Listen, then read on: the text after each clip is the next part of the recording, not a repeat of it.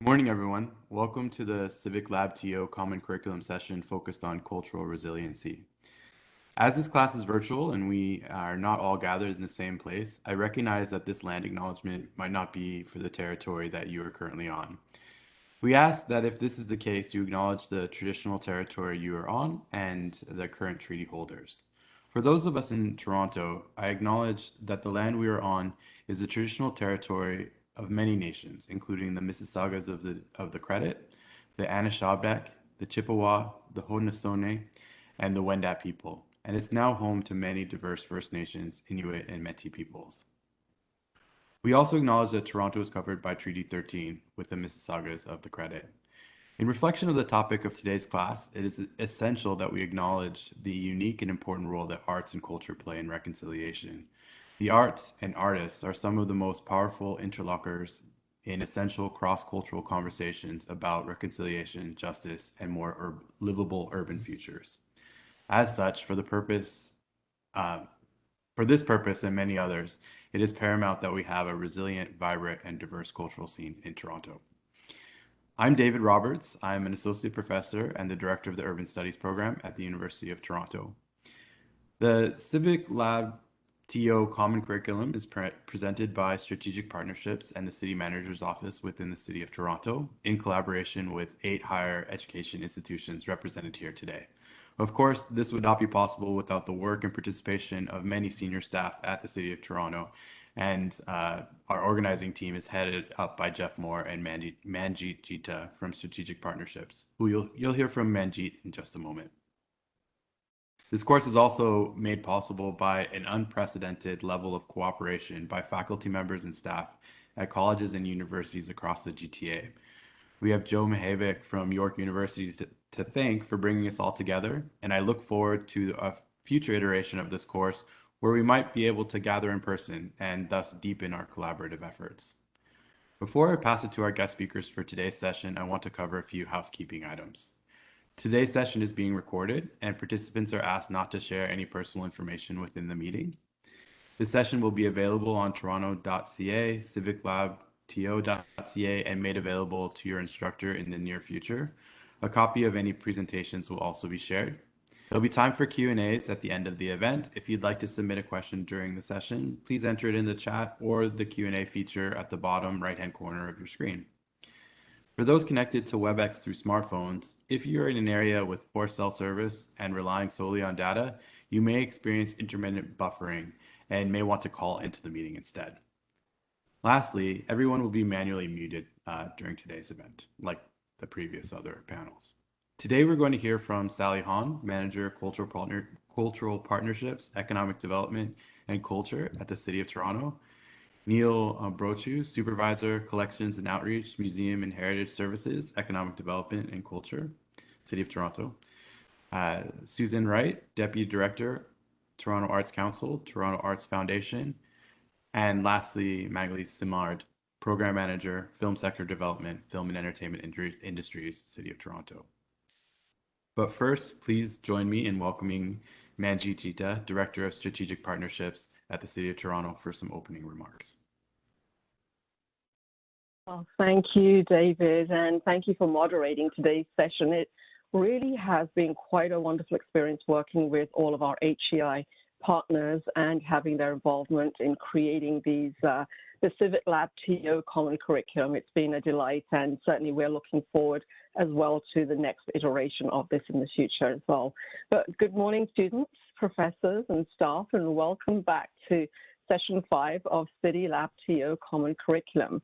As David said, today's session is focused on cultural resiliency and the role of municipal government in building, supporting, and stewarding a vibrant cultural sector that is strong and resilient and reflects the diversity of our city. This conversation has never been more important because we know how the devastating impact on the pandemic on so many communities, but also on sectors, and particularly the culture sector here in Toronto. Through these sessions, you have heard about the vision that we have the ability and the opportunity to rebuild, and not necessarily rebuild the same, that there's an ability and an opportunity to reimagine and rebuild a better city. Quite frankly, there's an opportunity for you to reimagine our city, its future, how it can be more resilient and inclusive, including our cultural sector. As you hear today's presentations, consider how are we supporting cultural institutions and groups, the artists and the art they create, the storytellers and the historians, and those who are placemaking and creating an environment that reflects the diversity and cultures of our city. How is our culture strategy supporting the telling of stories of the indigenous peoples of this land, those who migrated here from other lands and settled here over the years, and those who are just arriving, like our Afghan refugees fleeing from danger, making Toronto their new home? What is the role and jurisdiction of the City of Toronto, and how does it partner with other orders of government and the public, private, and philanthropic partners in our city to achieve its goals? How is the city embedding an equity, inclusion, and reconciliation approach to its culture strategy, policy, programming, and its resourcing? And how does the city's culture strategy integrate and align with other city strategies, including those focused on poverty reduction, housing, homelessness, and climate action? And why is a strong cultural sector important to economic and social vibrancy, and what does make it thrive? We again have an amazing group of staff who will give you an insight into their work and their own professional journeys. Lastly, in the spirit of talking about our own professional journeys, I'm going to give you a little bit of info on my journey as I got here to this position. So I studied social policy in London, England. That was my starting point. And I volunteered and worked with many community organizations. There were lots of very short contracts and lots of volunteering at the start of my career. This included working with youth organizations in London in partnership with the European Youth Council on issues of anti-racism within the youth services sector, researching post-release services for offenders, and helping community agencies develop equity policies. When I joined the city, I focused on community development and grants management. The journey to this point built a really strong understanding of the community-based sector and its important role in service delivery and understanding of community challenges and their expertise. Lastly, I set up the city's Community Safety Secretariat. I worked in the area of guns and gangs and crime prevention. Quite an interesting journey there. Here, the work was how do we engage partners and change the narrative about community safety as the jurisdiction of only the police services to one where we understood that creating a safe city is not just about the absence of crime, it's about creating the conditions for people to thrive and succeed. It's about housing, employment, income, food security, childcare, physical and mental health support. This is where I developed a whole new set of partnerships with business partners and with large institutions. And that's the path that led me to my current position as the Director of Strategic Partnerships. For me, creating relationships, creating partnerships, and realizing that we cannot do things alone, that we need to work with a whole group of other organizations, public, private, with our residents, to make things happen and to achieve our goals is critical. As you listen to the presenters here, think about the culture strategy and the work we're doing to really build a strong and resilient arts and culture sector. And who does it take to make this happen? Because it certainly isn't just the City of Toronto. There's a whole host of others that we work with, including other governments, private sector partners, public sector partners, and community organizations. With that, I'm going to pass it back to David to introduce our guests and get into the conversation that we're going to have today. Thank you, David. So first up, we're going to hear from Sally Hahn, Manager of Cultural Partnerships, Economic Development, and Culture at City of Toronto. Hi, greetings, everybody. I'm delighted to be here. And if you want to bring up the slide deck, that would be great, Rianne. I really appreciate that. So I'll just tell you a little bit about what we're going to do. My name is Sally Hahn. I'm the Manager of Cultural Partnerships. I'm going to explain as an overview a little bit about who we are in economic development and culture, what we do and how we're organized, and what our priorities are, how the pandemic has impacted culture, and specifically what the city has done in some ways to mitigate those impacts, and what we're trying to do all together as a sector to recover. So first of all, I was asked to introduce myself a little bit, and I do want to introduce myself. Um, I, I've been working at the city for about 10 years, but prior to that, I worked at the federal government as a bureaucrat. But before my public service career, I was actually a practicing artist, a theater director, a producer. I produced television, 3 seasons of Maggie and the Ferocious Beast, an animated series for Nickelodeon, and I've been a lifelong Toronto resident. My family moved from Seoul, Korea, to Scarborough more than 50 years ago now, and I grew up here. I've lived in London, England, and other places, but Toronto has been my home for virtually all my life. And I'm also a graduate of the University of Toronto, so I love to talk to students there as well as all of the other students here. So I, I just want to go to the next slide because I want to acknowledge that not only a settler, but that when we talk about cultural resiliency, next slide, please, we're talking about cultures that have been here for 12,000, 15,000 years, sharing their stories, sharing their presence on the land, sharing their communities, and imbuing the city overall with those uh, ceremonies, songs, dance that really make meaning in our society overall. I want this presentation overall to increase your understanding of municipal cultural policy at the city, an overview of what we do. And I just want to welcome you all to put questions into the chat during the presentation. If you have them, we'll try to answer them as we go. Next slide, please. So economic development culture, just as a grounding, our mission is to make Toronto a place where business and culture thrive. And we're split up into 5 core sections. Arts and culture services is where I work. There's business and growth services, film and entertainment industries, which deals primarily with the for-profit sector, and you'll be hearing from Magali about that. Museums and heritage services, which is the 10 museums and all of the heritage services the city provides, and Neil Brochu will be talking to that. And our program support team, which helps us with all of the other functions of government, checking our budgets, with policy development, with a number of um, marketing initiatives and supports. So that together as a whole is how the division that I work for, Economic Development and Culture, is organized. Next slide. So I just brought up this picture here just as an example of what the city's challenges and opportunities are. This slide here is a picture of an installation by Raphael Lozana Hemmer. It was recently at the Bentway, which I'm not sure if you're aware of, is a space underneath the Gardiner Expressway that has been transformed into cultural space. And it's a unique opportunity for the city to engage in artistic reflection and engagement in an incredibly vibrant and growing city. Next slide, please. That that incredible growing city provides is huge, gives us some huge challenges. So I just want to give you a little bit of a context here. This picture is an overview picture of Fort York, which is a National Historic Site, certainly one of the earliest colonial settlements in the area. And as you can see, you see the Gardiner Expressway, which is where the Bentway is located underneath here. And beyond that, of course, a large number of condo developments and new housing, and beyond that, the lake and the water and the waterfront.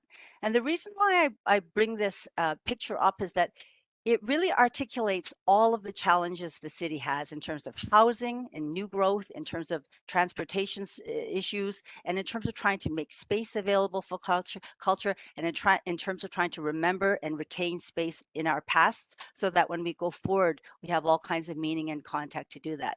This is particularly true as we try to come out of the pandemic, which we know has had an enormous impact on our sector overall. Next slide, please.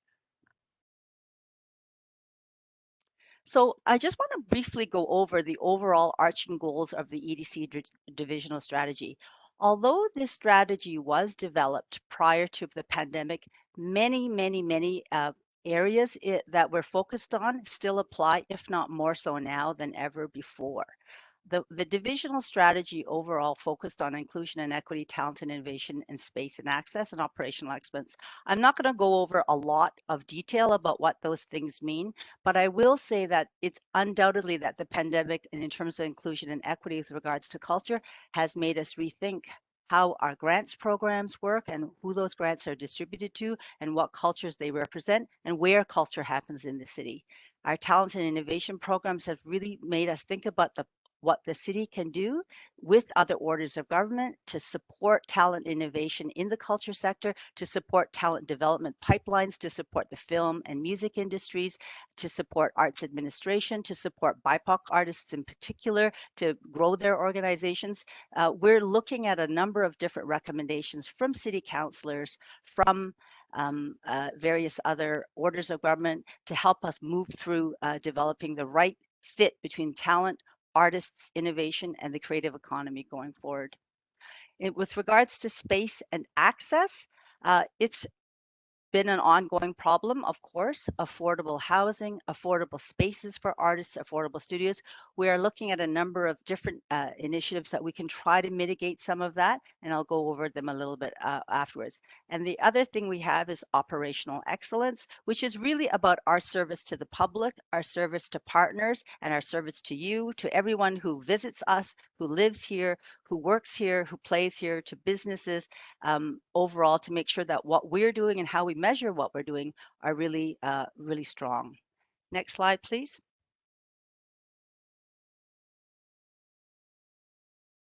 So I'm not going to go over these in details, but these are some of our really key goals to combat cultural and economic disparities. And when we talk about inclusion and equity, we're looking at it from many, many lenses, of course, most of all, in some senses, from economic lenses. So our division overall has really started embracing the idea of inclusive economic development, which means the resources and the focus of what we're trying to do is focused on those that need the most help, the newcomers, the folks who are marginalized for many reasons, be they systemic racism, be they language barriers, be they poverty, be they lack of access to transit, lack of access to housing in their geographic neighborhoods.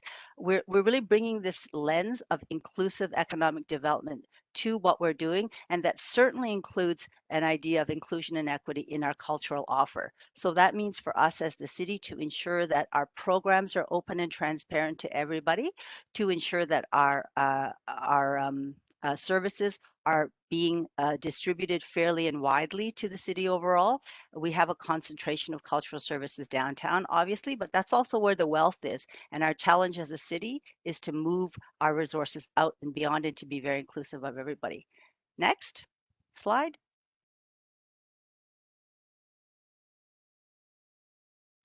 The talent and innovation I've spoken to a little bit. We really are trying to enable new opportunities, and I think Magali and Neil will have more to say about that. So I'll just skip on to the next slide.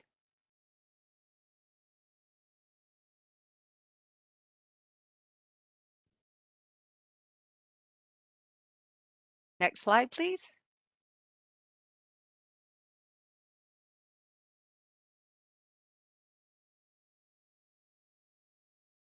Well, anyways, the next slide there is really about space and access.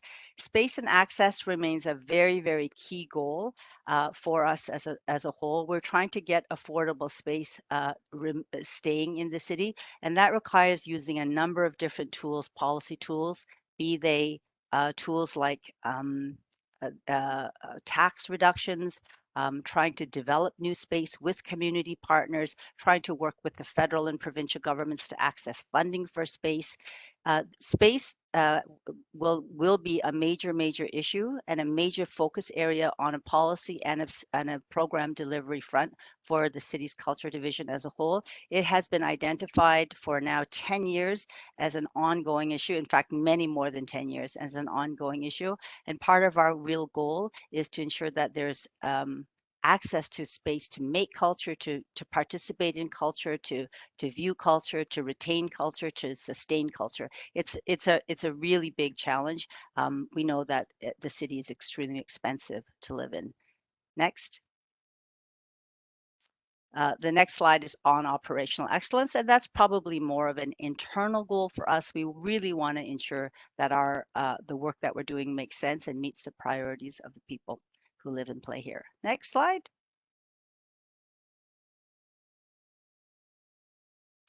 So I want to talk a little bit about how the city responded to the initial pandemic when it happened in March. So when the pandemic happened, as an order of government that is closest to the ground, in fact, we went through a lot of reorganization. Other orders of government didn't necessarily do what we did. Our staff were redeployed, and I'm sure you've heard from others who spoke about this. For example, our event staff who normally manage Doors Open, Nuit Blanche, celebrations on Nathan Phillips Square, celebrations for Cavalcade of Lights. That team pivoted to become experts in health, in setting up vaccination clinics, and really working very, very strongly with public health to help with the rollout of the entire vaccine program. So it was our culture staff that was very much involved in the logistics of that, in the mass culture vaccination clinics, partly because the ability to move through space and to organize people is very much an event production kind of skill set. And so they were instrumental in that. As well, other members of our staff were actually redeployed to working in long-term care and other kinds of stuff. It was a very on-the-ground change when that happened. We had programs within our staff who remained with us to try to do everything we could to assist organizations. So we helped with new programs like Drive-In TO, which Magdalene may talk about. We emphasized public art and big art TO, which is an opportunity to see public art as digital formats, and we changed. Like everybody else, we pivoted to a lot of online offers, including things that the museums did, as well as our partners overall in the sector. Next slide, please.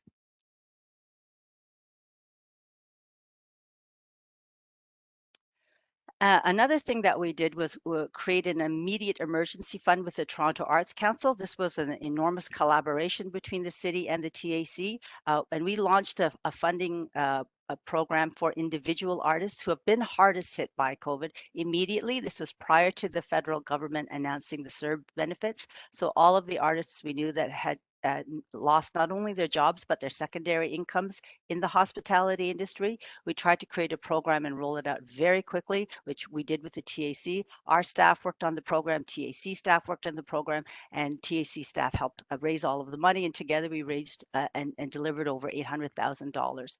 We also worked on a festival, a cultural festivals recovery program, and that was to assist festival organizations who had already sunk cost into festivals that were all going to be canceled, and to help them maintain their organizations until we could come back together in real life.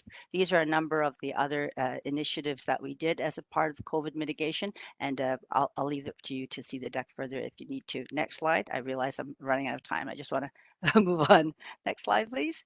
Some of the recent policy initiatives that we've undertaken, specifically around mitigation, is the creative co-location property tax subclass. So that was a way to return money on the revenues level to property owners who support cultural spaces.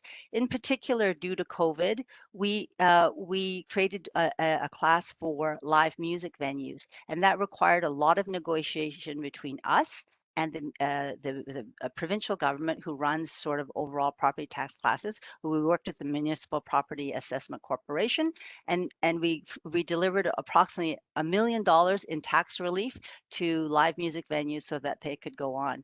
That said, there has still been 22 live music venue closures since the start of the pandemic that are not coming back, but there are still a lot of venues that we supported through this tax subclass benefit that are coming back, and we're really happy for that. The music strategy was something that was already underway and has been built out even further with partnerships, for example, with things like Advance and the Slate Foundation. So we're looking to help develop Black professionals in the music industry through that program, and that's a commitment of $250,000 from the city. We're doing new artist integration programs that had started prior with the Toronto Employment Social Services, as well as the TAC and other partnerships, trying to help integrate newcomers to the arts community overall and show them the pathways through funding and other resources. Recently, we launched a new 10-year public art strategy. We're working on the night economy, and we're restructuring the city's grants, one of which will go to council this next week, actually, a new festivals program. Next, please. So I just want to talk about one major initiative, which is the Toronto Public Art Strategy. This was passed by Toronto City Council in 2019, and it ended up having a phenomenal impact for us as we recover. Next slide, please.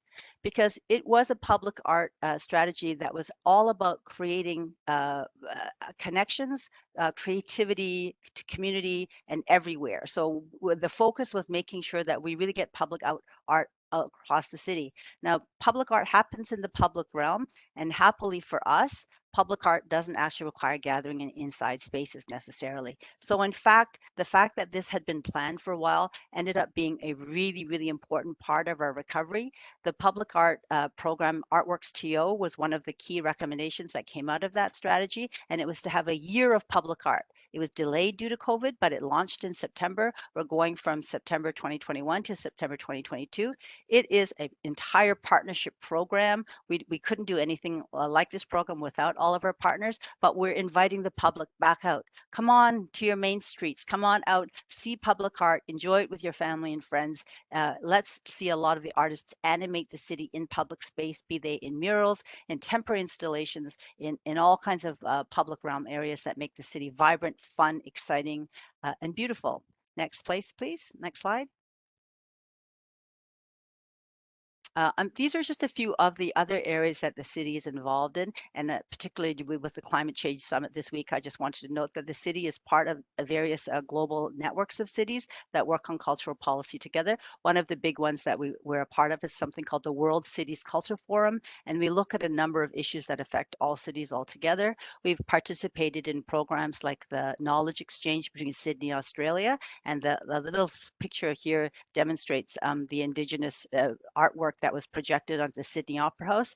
City of Toronto and City of Sydney, because of our colonial histories that are quite similar, we actually did an exchange program for Indigenous placemaking and culture, and it was really, really terrific. We learned a lot from Sydney, and Sydney learned from us. Next slide.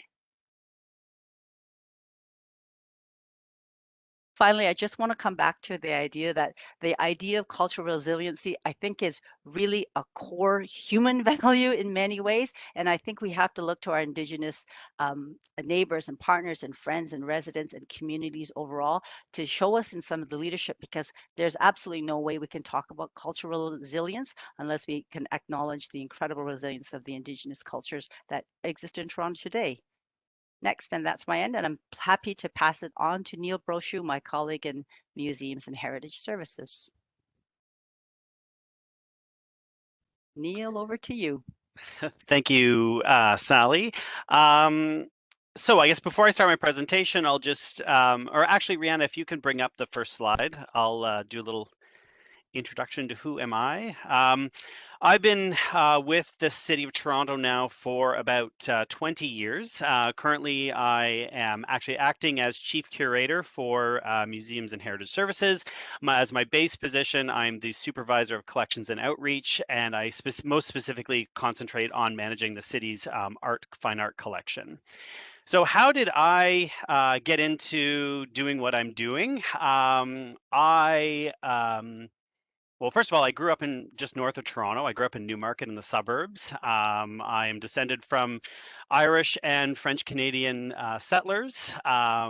The Irish settlers are probably my first ancestors to arrive in Toronto, and they arrived in the late 1830s, early 1840s as migrants as a consequence of the potato famine in Ireland. So my family has some fairly deep roots, at least in the Toronto's colonial past. And how did I, again, get into this work? So I did an undergraduate in fine art. I've always really been interested in art and culture.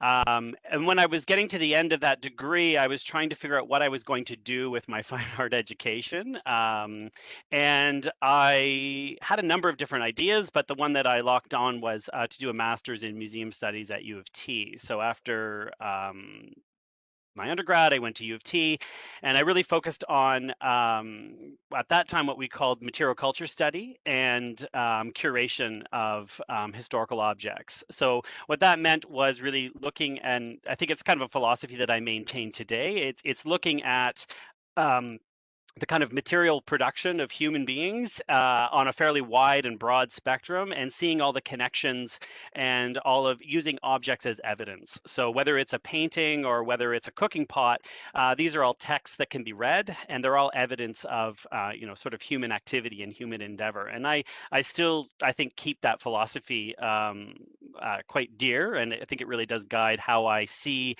my job in the city's collections as well. So I began work with the city as a part-time historical interpreter, making bread in a bread oven and doing historical programs with students in Hyde Park.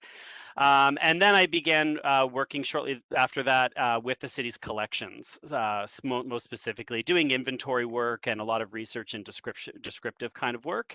And then I worked on various large-scale restoration projects at the city's historic sites over the years. And then about 6 years ago, I landed in this role where my main responsibility was the City of Toronto's art collection. And I'll talk a little bit about that more later in the presentation. So on this first slide here, I just have a few kind of images of related to the collection. So the image on the left is actually a view of one of our collection storage facilities. And this photograph actually was taken in 1912, shortly after that building was built. It's in the west end of the city. It was built actually as a record storage for the Bank of Commerce, and we still use it to store material, not bank records, but other kinds of things. The image towards the middle is a major restoration project at one of our historic sites. So as chief curator, I also oversee the city's historic properties as well, and I'll talk a little bit about that at the end of the presentation. And on the far right is actually an object that I collected about 10 years ago, and this is a Cold War era air raid siren that came off of a public school in the west end of the city. So I've always been interested again in how we can how we can fulfill the collecting mandate to really collect the city's history and material culture. This was an object that I could never have dreamed of acquiring, but a citizen in Toronto came forward. Their father had actually collected this. He operated a crane company, and he was responsible for removing this air raid siren off of a public school in the 1990s, and he actually kept it in his backyard in Toronto. And he had died, so his children were responsible for selling the house and dividing up the contents, and they didn't know what to do with this air raid siren. Believe it or not, it's not a popular thing on the antiques market these days, so they were sort of struggling as what to do with it. So they brought me in, and I was thrilled. I thought it was kind of amazing. It took me down a rabbit hole of research into air raid sirens, which I never expected to go down. And now every small town I go to in Ontario, I look for air raid sirens, because you will see them at old fire halls and on top of old town halls as well. There's still many of them around the province. So do some research about air raid sirens, and I trust you will never not look for them again. So next slide. So collections and curatorial, so that's the group that I work with in Museums and Heritage Services. We provide sort of core operational support for the city's 10 historic site museums. So these include sites like Fort York that Sally referred to earlier, Spadina Museum, Montgomery's Inn, Colborne Lodge. They're a sort of a network of historic sites that are around the city. We also collect, manage, and curate the city's collections. So what does it mean to curate? That's kind of a word, I think that, it's a very popular word that's thrown around a lot. For me, what that means is that we research the objects and the artworks in our collection to the fullest extent that we can, and that we help to provide context and meaning for those objects. And for me, it's about an idea called slow looking and sometimes slow thinking. It's an idea that was really promulgated by a really important textile historian at the ROM, Dorothy Burnham. Again, a real influence in terms of my career. And she was always adamant that we needed to take our time when we looked at objects, and we need to look at them carefully and also learn to read them. Because again, they're texts just like any other text, and you need to learn the language of those objects. So that's one of the core services we provide as well for our colleagues. And we provide research support for other city initiatives, and I'll talk a little bit about that later. Next slide.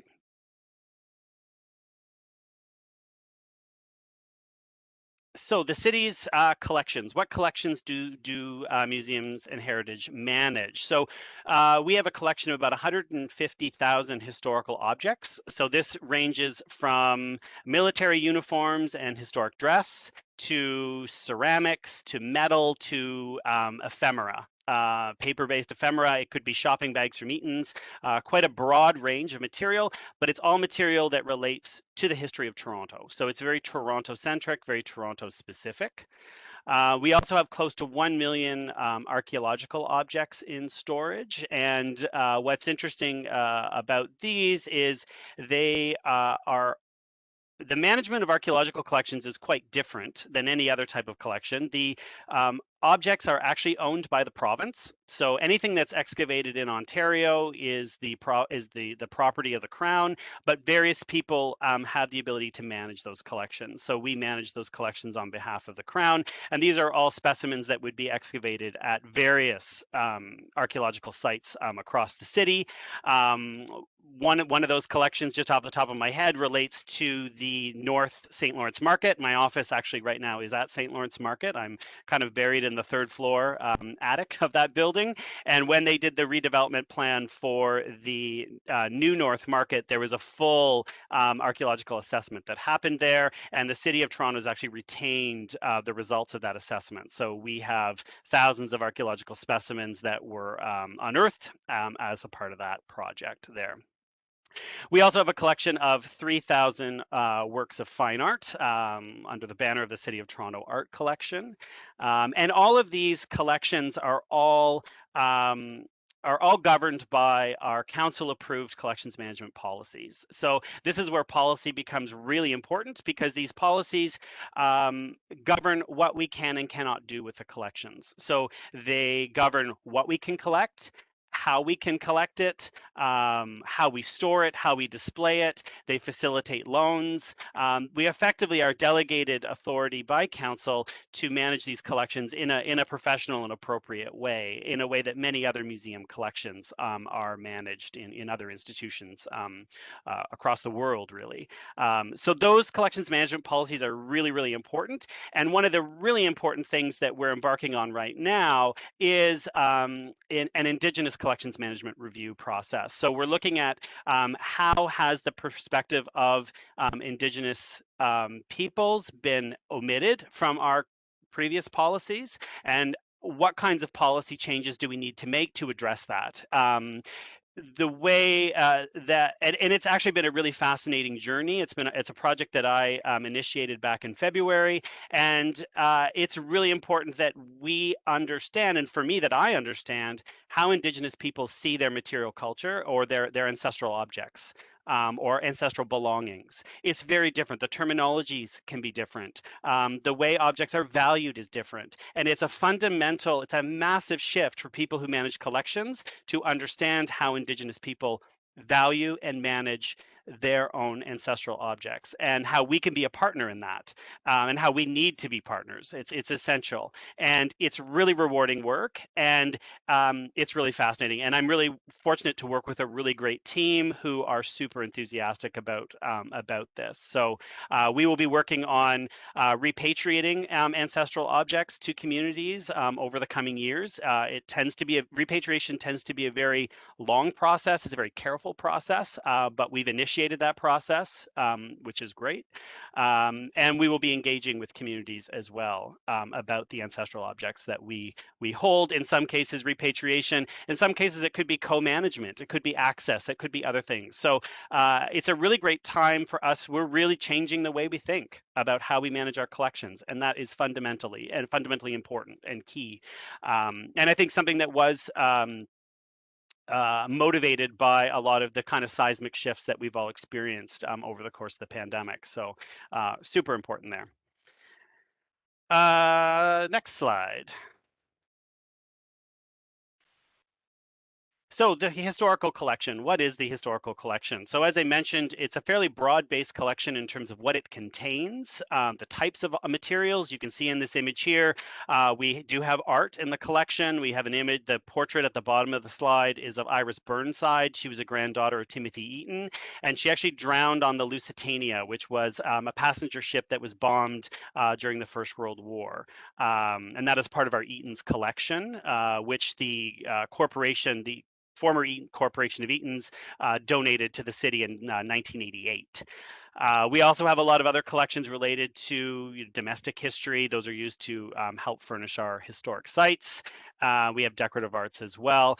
Many of these, the collection, it wasn't built in one go. A lot of there's been a lot of amalgamation of the city taking on collections from smaller historical societies and other groups. One of our really important collections is the Canadian Women's Historical Society collection. The Canadian Women's Historical Society was a society of women who were focused on the preservation of local history, and they amassed a collection. They're a very important group in terms of heritage preservation in Toronto during the 20th century, and we received their collection in the 1980s. So there's lots of interesting things there. So that's just one example of how we end up. Sometimes it's individual pieces, but sometimes it's historical societies or other groups, and we will acquire quite a large collection that way. Next slide.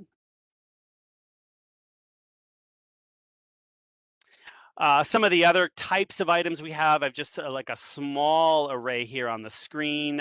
This is what I would, some of the packaging and ephemera that we have in the collection. And this can be quite wide ranging. So we have the West Toronto Historical Junction Society pinback button. Adjacent to that is the newsletter from the Inglis factory during the Second World War. The Inglis factory was an appliance factory that was retooled during the Second World War to manufacture guns for the war effort, and their internal newsletter was called The Shotgun.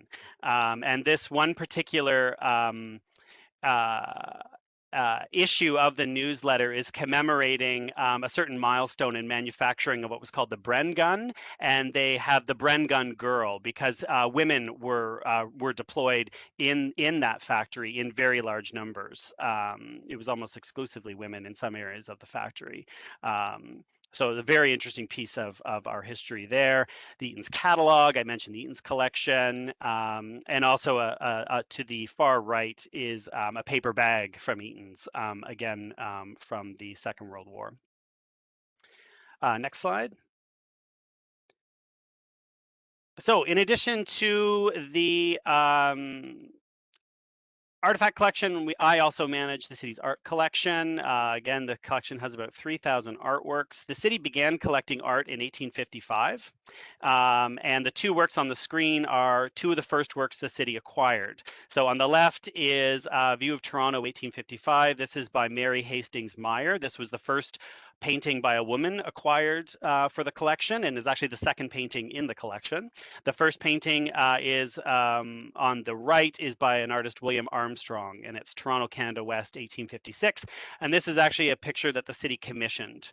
And one of the reasons why I put these two up on the screen is not only do they show you two very early pieces that document the city, but also to come across the idea that the collecting horizon is quite long. So I'm not looking at a collection that was amassed in the last 20 or 30 years, but something that has been going for about close to 175 years. So I am reacting and responding to decisions that were made by employees of the City of Toronto in the 1850s. So the collecting, you always have to think about the collecting and what were their decisions and why were these paintings collected. Fortunately for these two pieces, what's great about them is we actually have extensive council minutes that actually document the discussions that happened at City Council around the acquisitions of these two works. And then, particularly for the Meyer painting, there's also newspaper coverage and newspaper articles about why and how those works were collected. So a lot of really rich material in the city's collections. Next slide.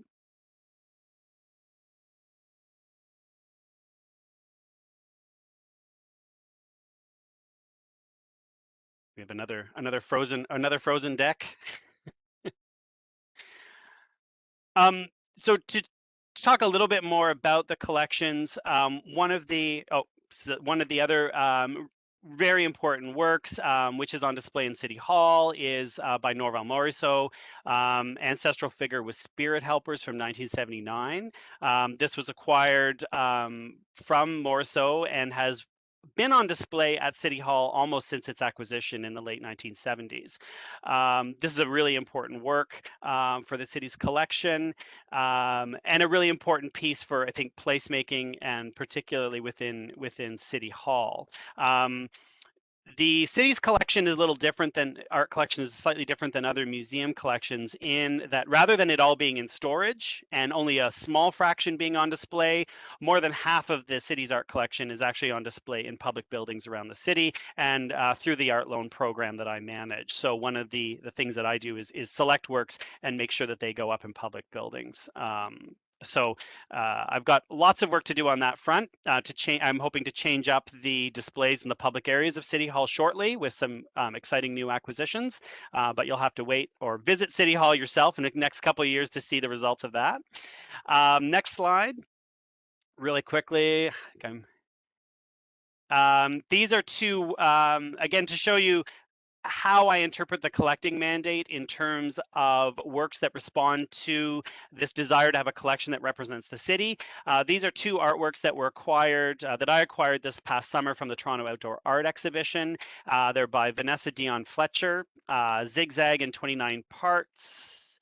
19 and Zigzag in 29 parts 20. So these Fletcher is an artist of Indigenous ancestry, and she became really interested in learning techniques around quill work embroidery. So these are some of her experiments and some of her initial forays into using that traditional material and relearning some of those techniques. So in terms of works that are really embedded in place that respond to materials, porcupine quill has a long history of use by Indigenous artists here. And in terms of this really interesting and innovative compositions that she uses, there's a real multi-layered exploration that can happen in these works. And I'm really happy that we've acquired these. They're super interesting work. So just to show you the breadth of how I interpret that collecting mandate of focusing on place and Toronto, I think it's sort of bookended between representational views from the 1850s to quill work embroidery in a slightly abstract fashion for our current contemporary times. It gives you an idea of what those bookends can be. Next slide. So not only do we manage collections, but we manage cultural resources more widely. Museum and Heritage Services is involved in a lot of other really important key initiatives for the city. The Recognition Review, which is the renaming of Dundas Street. Museum and Heritage Services staff and our historians provided a lot of background research and support for the historical pieces. So who was Henry Dundas? What was his legacy? How do we need to interpret that today? And what are other people saying about him and his legacy? And how does that contribute to our overall framing of this issue? Similar support for Little Jamaica. Also the upcoming George Street revitalization. This was a site that I toured a couple of weeks ago to look at. This is a large shelter in downtown Toronto, Seton House, The city has expropriated adjacent buildings. This whole block is going to be redeveloped to be a shelter and provide other community resources as well. And a heritage interpretation plan is going to be a key part of that redevelopment. And myself and my colleagues will be involved in helping to interpret this fascinating street. I had no idea, but we have an orphanage on this street. We have an early public bath on this street, plus some other very interesting 19th century domestic architecture. So super interesting. We also provide support for commemorative street naming in the city. Again, we provide historical context for who people were and those commemorations. We also provide support for other city heritage organizations like the Ontario Black History Society. So we're going to be working with them over the coming months to help them manage their collections. They have a large collection relating to the Black history of Toronto, and we're going to help them to manage and deal with their collections. Now, one of the other things, which I'm actually going to have to leave this shortly, one of the other things we do, again, in terms of my role of providing support, is we help the sites. And we also deal with disaster recovery. And earlier this week, we had a disaster at one of our sites. We had the sprinkler system, unfortunately, the fire suppression system, go off in the entire building, which resulted in an entire Historic House Museum being soaked, both the period room displays, the walls, everything. And now we're in a real disaster recovery mode. So all of the artifacts have to leave the building, and then we have to deal with the building as an artifact itself and figure out how we're going to dry it out so that we don't end up with a moldy, decaying building. So that's where I'm going to leave you. That gives you a sense of the breadth of what I do. Everything from collecting art, talking to artists, to wringing out carpets and salvaging other things. So I guess I will leave it there.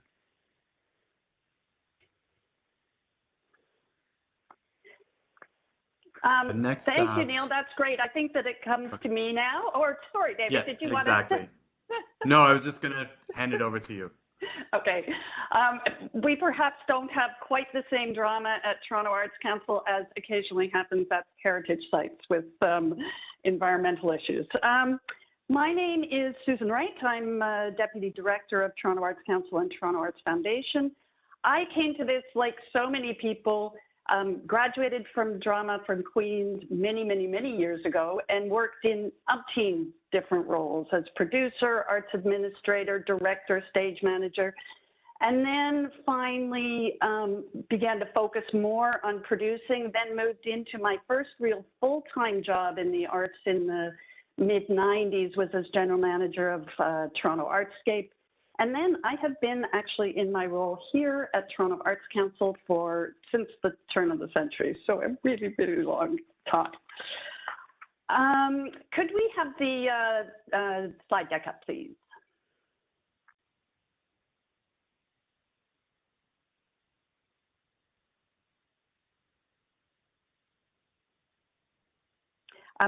Maybe I will just go on as Rana is trying to get the slide deck up. Toronto Arts Council, unlike everybody else who's presenting today, TAC isn't actually a part of the city. We're a part of a much larger network of nonprofit organizations that work really closely with the city. So we help the city to achieve its goals through the work that we do. We at Toronto Arts Council work really closely, particularly with Sally's department, ACDEV, but also with parks, with heritage sites, with libraries. We have partnerships with many, many city departments. If you could go to the next page. Whoops, there we go. You can see here, this is our mission and vision statement. Our primary role at Toronto Arts Council is to support artists and arts organizations through grants. And the funding for those grants comes from the city. Next slide. As an independent charity, we are governed by a board of directors. These are the members of the board. You can see them. You may recognize many of them. They include artists, leaders of arts organizations and institutions, university heads, business professionals, as well as 2 city councillors. The board reflects Toronto's demographic makeup, and I'll talk a bit more about that later, and it's financially accountable for city funding and for our strategic planning. the board members also feel that it is their role to represent Toronto's artists and arts organizations and to advocate on their behalf to the city. Next slide. Toronto Arts Council receives almost all its funding directly from the city under a memorandum of understanding. In a nutshell, in 2020, as you can see from this graph, the city provided a total of $25.5 million to Toronto Arts Council, and we expended 92% of it on grants to artists and arts organizations, and the other 8% on our operations. And I think there's probably been some difficulty with the, okay, and we can go to the next slide. This slide shows in really, really small type, and you'll obviously get it to review if you want to. It's a basic overview of where Toronto Arts Council's funds go. There is also a lot more information on our website where you can see details of every grant, every recipient, the amounts, etc. Next slide. When we talk about it in another way, here are some of the 2020 stats, which include the number of applications we received and the numbers that we funded. And the work that we do, it seems like a lot of money, $25 million, but it works out to $8, just over $8 per Toronto resident. So in terms of really vital support to thousands of individual artists and arts organizations, it's pretty cost effective. Next slide. So now I'm going to talk about COVID and the impact of COVID and how Toronto Arts Council has been able to and is responding.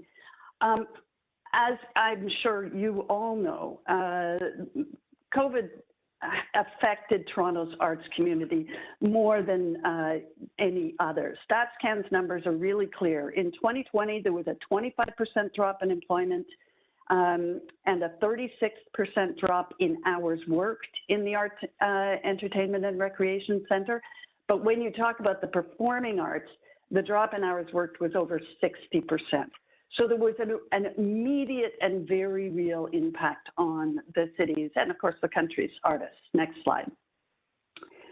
So Toronto Arts Council responded to this very quickly. There were many, many long board meetings and discussions, and we were directly in discussion with Sally and her team as soon as COVID hit. So we worked to get support from partners and colleagues, obviously people at the city, and financial support from Toronto Arts Foundation and hundreds of donors who gave anything from sort of $25 to thousands of dollars. And we were able to implement a COVID-19 response fund, which allocated, as you see, over $800,000 to 982 individual artists, just in that critical first month following the onset of the pandemic. It wasn't a typical grant application where people have to let us know what they're doing. It was more a relief fund where as long as they could show they'd lost funds, they'd lost some kind of arts gig, we would replace that money. So up to $1,000 per individual. Other things that we did, we adjusted grants programs, we advanced grants to organizations to stabilize them. We postponed some programs as they were not able to act. And that allowed us to actually create a fund for COVID recovery specifically with some of the funds that couldn't be expended right away at the onset of the pandemic. And throughout the time, Toronto Arts Council has done its best to keep the arts community really up to date with bulletins about, various funding programs where they could turn to what options were available. Next slide. This slide, the coming slide, and in fact, you can go straight to the next one. This shows Toronto Arts Council's current strategic plan, Arts Making 2025. It was adopted by our board of directors in 2016, and it goes through to 2025. Similar to what Sally said, you can go to the next slide. The plan itself, although obviously put in place in advance of COVID, has actually is iterative enough and also was focused on some of the things that are incredibly important to the arts sector and have heightened importance as a result of COVID. Next slide. So one of the first things that the board did following the approval of this plan was to pass a TAC equity framework. So this was passed in 2017. Although Toronto Arts Council has focused on equity and inclusion for decades, I mean, since the early 90s, there have been many reports, policies were not formalized, and this equity framework helped to formalize our policies, allowed implementation of a voluntary declaration form under which applicants to our grant programs can identify if they belong to equity priority groups. You can see the list of equity priority groups here. This is the 4 priority groups that were approved in 2017. We have subsequently this year separated out Black artists and Black arts organizations to be a distinct equity priority group. Next slide. Provisions within the framework also ensure that our grants adjudication, our staffing, and our board leadership are all reflective of the city's demographics. And we can go on to the next slide. Since introducing our voluntary declaration form and actually capturing data on equity priority groups and granting, I'm not sure if that's frozen or if you didn't hear me, but we can go to the next slide when you can. It means that we now have data about equity applications and grants into TAC. So as you can see from this slide, grant application rates from TAC's priority groups are high. They're over 50%, and they're increasing. 2018 is blue, and then 2020 is green. So we have been outreaching the various equity priority group communities and have been attracting applications, which was very affirming. There is, of course, individual, there's a lot more detail than this, and there are pockets where it's not as true across the board, but overall, we have been able to reach equity priority groups. The next slide, and importantly, the success rate for applicants from these groups is higher than the success rate overall. So these 2 slides have referred specifically to all the granting programs that Toronto Arts Council does for individuals and project applicants, strategic funding programs. These are one-time programs.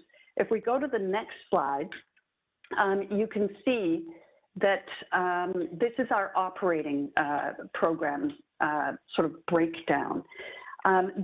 This refers to 232 of Toronto's established arts organizations that are supported annually with TAC grants. What we do in terms of equity implementation for these groups is assess an equity implementation plan that they put forward. So from this, you can see that 34% of our operating grant recipients are led and serve one or more of TAC's equity priority groups. The green slice includes grant recipients which have achieved an equity implementation score of merit. The yellow slice, the final slice, represents organizations that are not led by or serving equity priority groups and have not yet achieved an equity implementation score of merit. So that is where our focus is, and we have been taking some action in that area. If we can go to the next slide. From the beginning of the pandemic, our board and staff were committed to maintaining focus on equity and inclusion. In the summer of 2020, amidst the renewed focus on Black Lives Matter and the urgent need to confront anti-Black racism, we launched community consultations and committed $500,000 to support a new Black Arts grants program. Next slide. This slide is a map that is populated in real time, showing where activities are being held that are supported by TAC's grants. You can see there are activities that are held outside the downtown core. It has been a focus of a real effort, but the bulk of programming is still happening downtown. A lot of that is to do with infrastructure, concert halls, theaters, etc. There are more focused downtown. So one of the things that TAC has done is to really try to work with, for example, meals groups in historic sites that are outside the downtown core, parks. We provide funding to organizations doing programming in parks outside the downtown. Libraries, the same thing, but there is still definitely work to do. So I'm going to go quickly. I know we are running a bit behind. The next slide, just looking at Outlook. Three major initiatives that we have started this year: the Black Arts Grants Program, which I mentioned before. It was launched in July. The first deadline was October 7, and in fact, adjudication is happening this week. Open Door Recovery Program. We doubled the budget of that using funds, as I spoke about before, that we were able to free up when things were not progressing as quickly as a result of COVID. And that program is specifically for pandemic recovery initiatives among the arts community. We received over $8 million in requests, and that is also currently in adjudication. And the other thing that we did was double the emphasis on equity for operating grant recipients. So beginning this year, the weighting of their equity implementation scores has doubled. And that, really to help focus organizations' attention on achieving success in those areas. And, okay, next slide. Some of the other things that we do is support the sector in research, programming, and advocacy partnerships.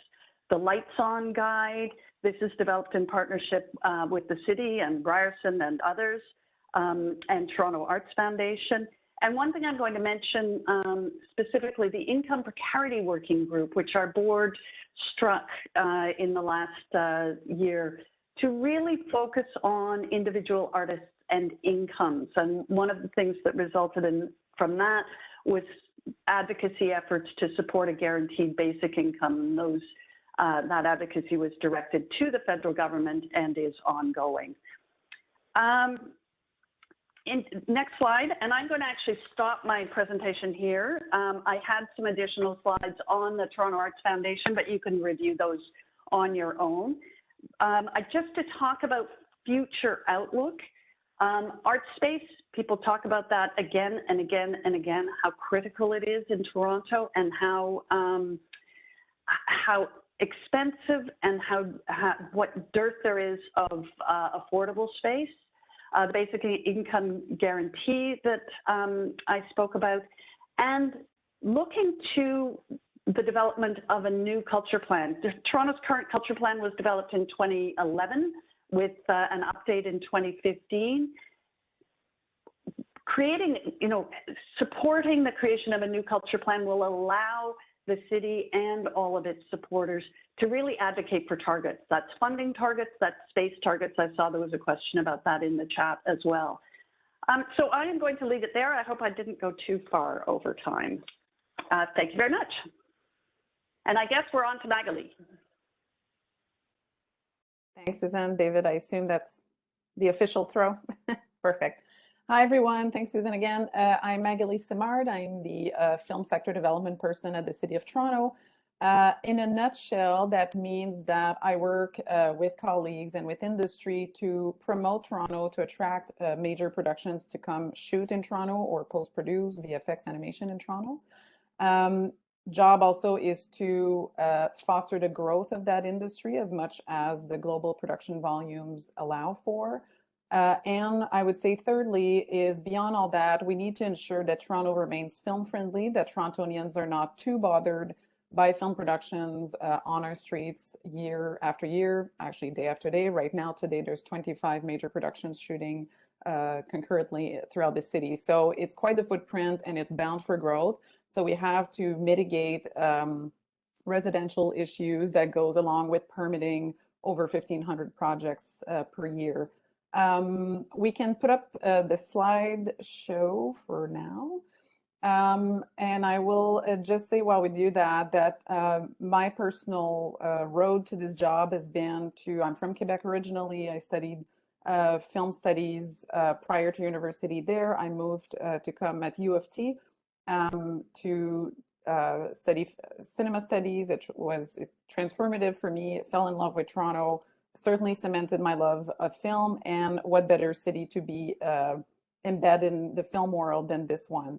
So it led me to that, and I was a curator, programmer, depending on how you want to call it, at the Toronto International Film Festival at TIFF for 11 years, prior to coming to the City of Toronto in the film office nearly 4 years ago to do this type of work. So I went from, seeking the highest quality films, building audience, building filmmaker voices, to now perhaps more the business side of business attraction, economic development for the sector, and really lending my time to capitalizing on the boom of global production volumes around the world. We all watch an inordinate amount of content, probably each and all of us, and the streamers have completely changed the game, as we all know, in terms of how much is made and how much is consumed. So cities like Toronto that were well positioned to already have an industry and some kind of infrastructure, if they have their ducks in a row, the past 5 years has been tremendous, and the next 10, 15 years will be monster in a good way. So just before I start on the next slide, XOTO, that square you see in the middle, that's the kind of brand we use to promote film externally. So it's like XOTO Toronto Loves Film. It's embedded in a lot of the names of the programs that we do, in a lot of the marketing collateral, so that it's not just like a government logo on things. We kind of wanted to give it a bit of a brand. So we can go to the next slide. So when we grow Toronto, when we sell Toronto, there's a lot of things that come into play. There's a lot of facets that are extremely important in being able to have this kind of industry in your town and have what it takes to grow it. So just to put it in perspective for you, Toronto is one of the top film jurisdictions in the world, in the top 5 in North America. And if you're curious, the other 5 are Los Angeles, of course, New York, Atlanta, Vancouver. So we're always hovering, competing, and in some cases partnering, but mainly I would say competing for those productions. So productions means a physical production. It can also mean a post-production project, so not necessarily shot here, but posted here. And we have a ton of examples of that, like shows like Stranger Things season 3, absolutely not shot in Toronto, but posted in Toronto and VFXed in Toronto, and animation shows. So there's a sort of huge, wide nature of kinds of projects that we're trying to attract. In Toronto, it now means $2.2 billion a year in productions coming to the city. So it's a huge economic engine. It's one of the healthiest economic-wise sector that we have. It's 35,000 film workers. Of those, 9,000 are crew members, like on film sets every day. It represents, and I think I said it earlier, about 1,500 projects per year. That's a combo of feature films, television series, which are now ultra dominant, music videos, commercials, name it, all of that amounts to about 1,500 projects. We have a lot of space in Toronto to shoot, but we actually no longer have enough. When we say 3.2 million square feet of production space, it's a very large number, but we actually need much more than that to capitalize on what's ahead for us in the years to come. Canada at large, and Ontario for sure, has competitive tax credits or incentives rather, for film productions that choose to come here. And I will say, yes, it's an investment on the part of the government, but the fostering of money that comes out of that and the jobs that come out of that is kind of a bargain in the end. It is not a big price to pay to have these industries here. And if you don't have tax incentives, you literally will not have a film industry. It is the game worldwide. There's no way out of that one. We need to have great access to locations. We're lucky in Toronto that we have many looks, and that's been a huge claim to fame for us.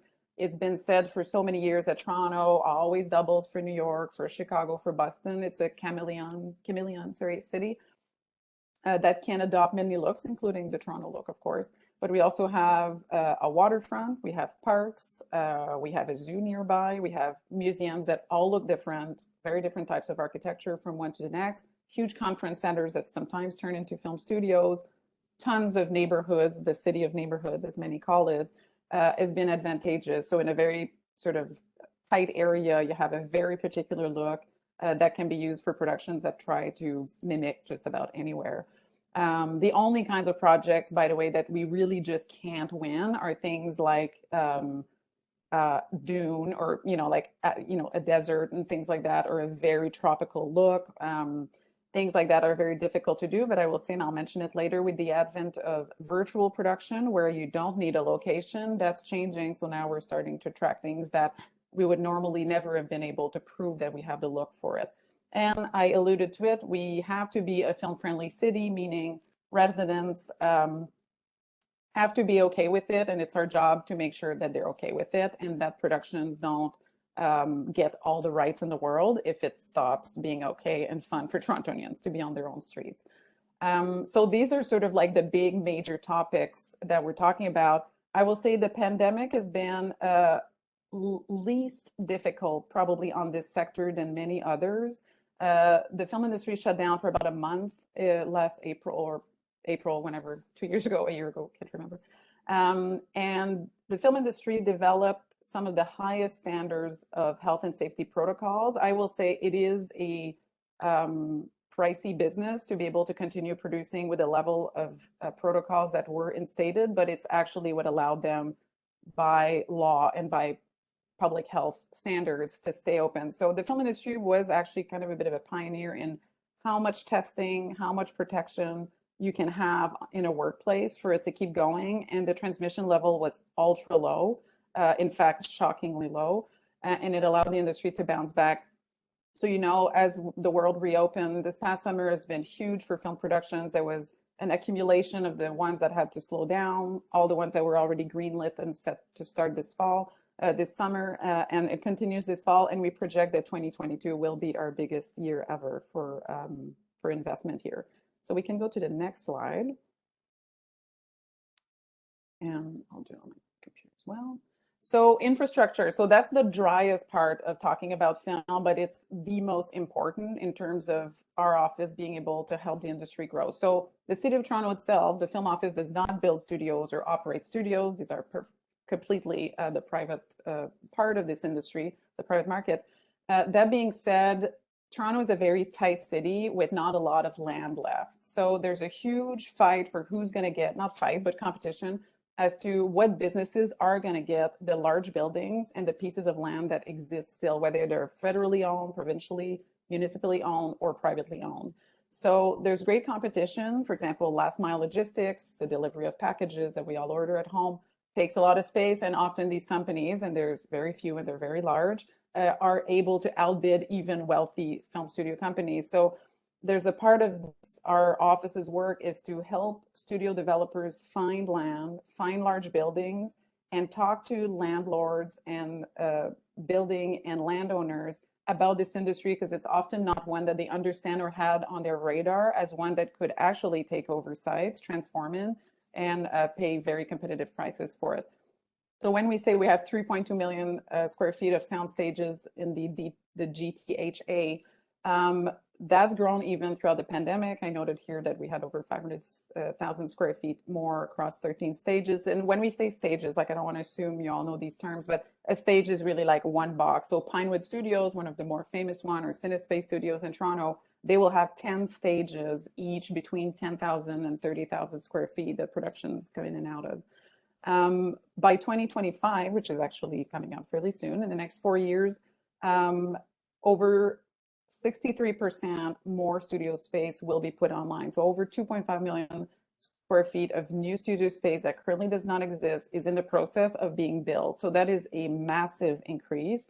It is exactly what we need to be able to go from a $2.2 billion industry to closer to $4 billion industry per year and something like 55,000 workers.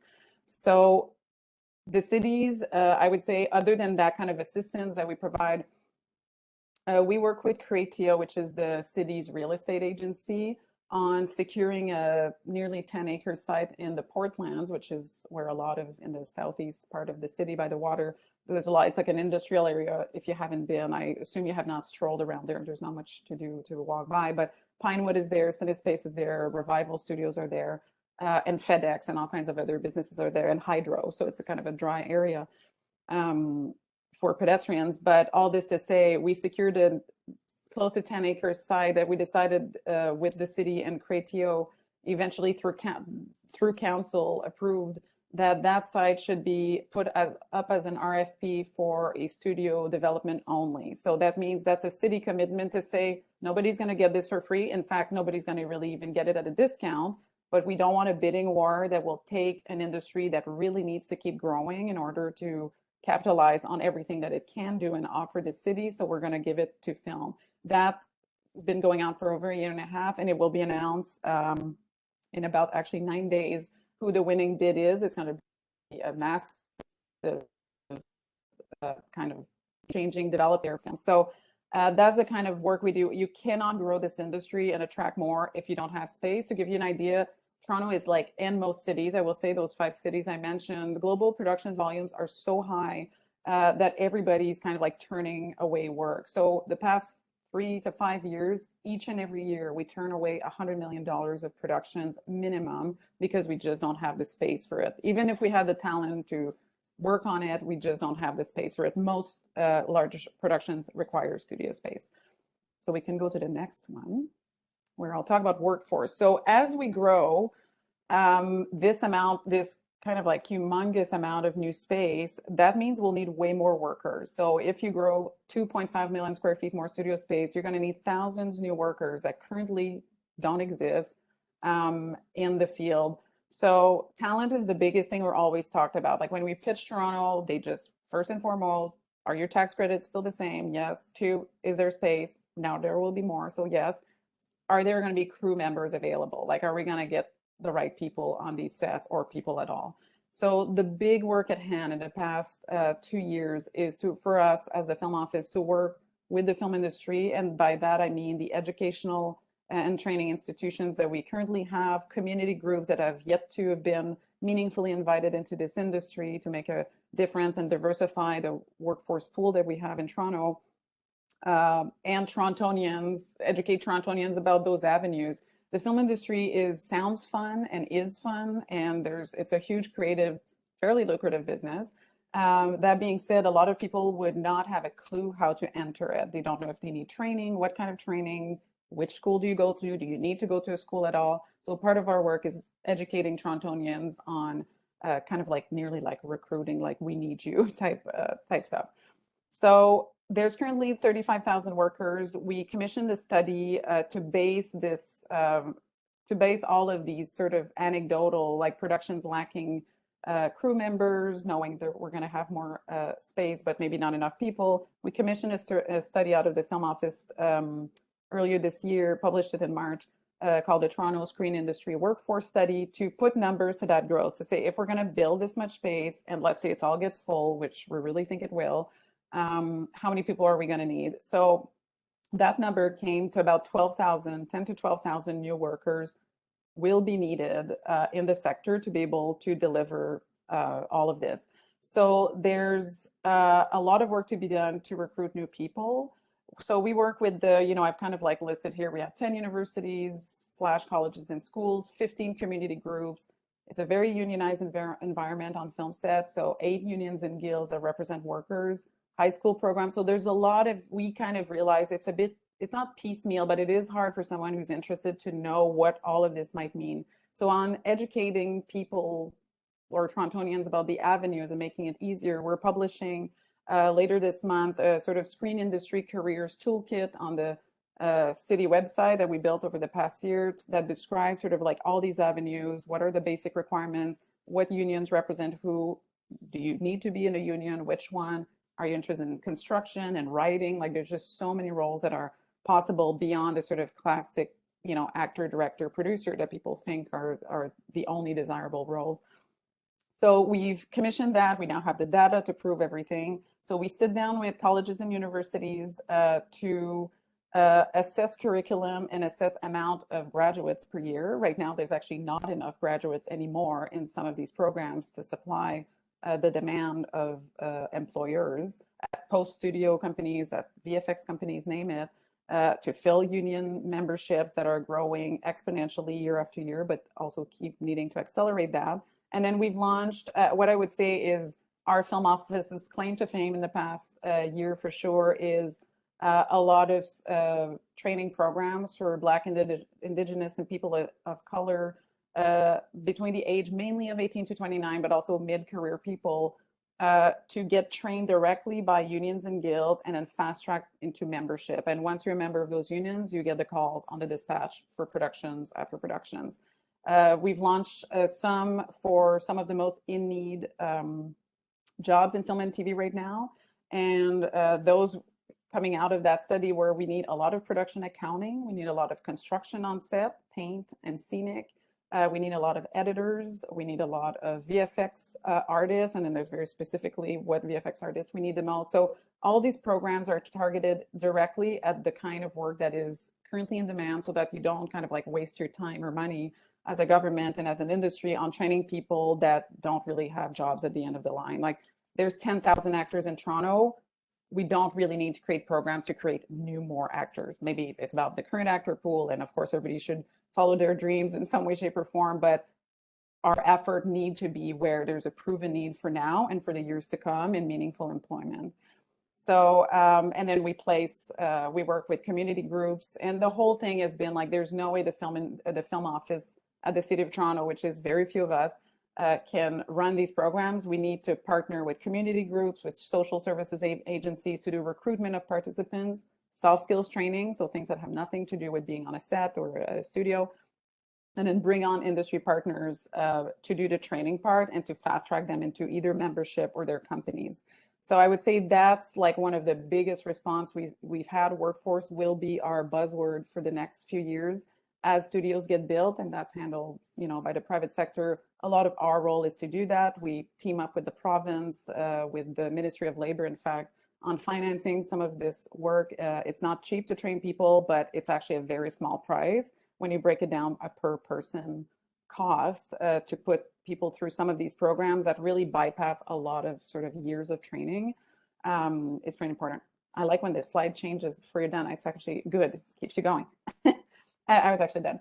And then, as I mentioned, a film-friendly city. So there's many ways at fostering a film-friendly city. Basically, like we work with every single one of these productions to make sure that they comply, that they don't spill over where they're not supposed to be, that they are not loud after 11 p.m. or if they are, it's all signed by the neighborhood. So there's a lot of parameters that go around each and every permit. When we say we market Toronto, so there's the two facets. We market Toronto to the industry for them to come here for business investment, and we market Toronto to Torontonians, or the film Toronto to Torontonians. So when we market Toronto, the stuff that we do really is we pitch to studios. So there's not a week that goes by that we don't talk to one of the majors in the US, to broadcasters in Canada, to indie producers in Canada and in Toronto. We want them to stay. It's a big part of why this industry is very healthy here, is that it's not just American shows coming.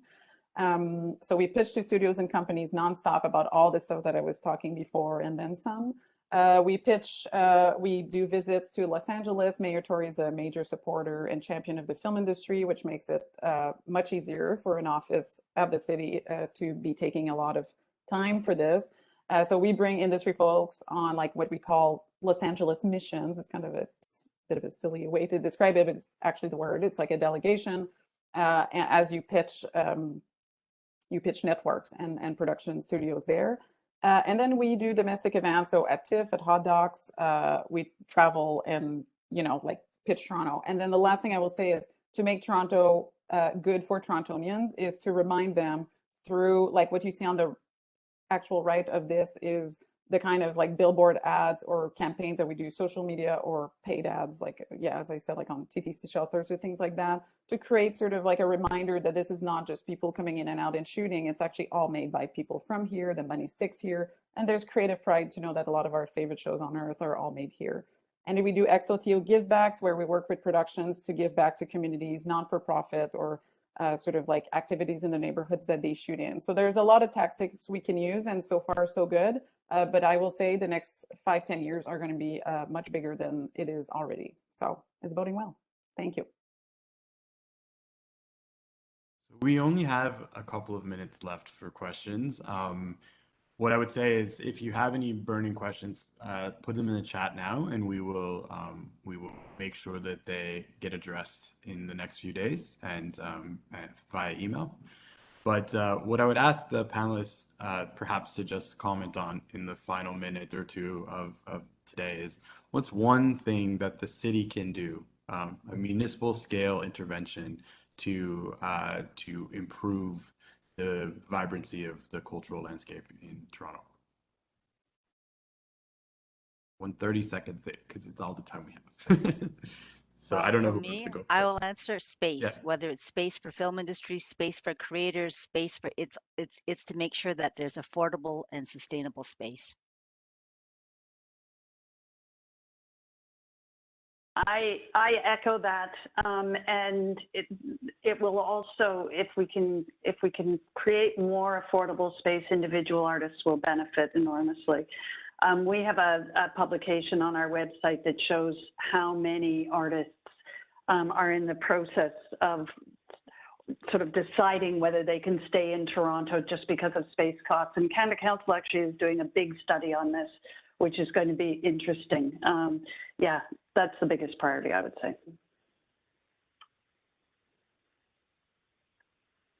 And I'll just say, well, I obviously agree with my friends and colleagues here.